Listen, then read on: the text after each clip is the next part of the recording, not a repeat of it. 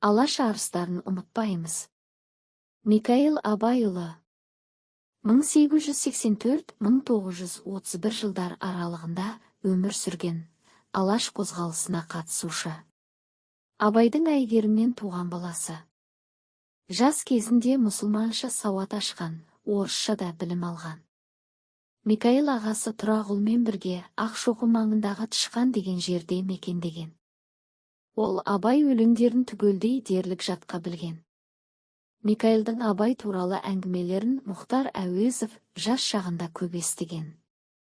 1917 жылы патша өкіметі құлағаннан кейін Алаш партиясы жетекшілерінің ықпалымен жастардың талапатты мәдени ағарту ұйымын құрып, өзі ұйымның төрағасы болды.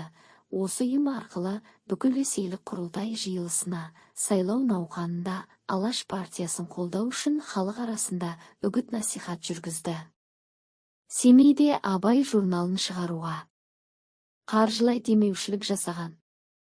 Елді кеңес үкіметі түпкілікті орнағаннан кейін қуғын сүргінге ұшырап, 1931 жылы Тобықты руының 70 адаммен бірге атылып кеткен. Алаш арыстарын ұмытпаймыз. Ақпарат ұнаса лайк бас, арнаға қолдау көрсет.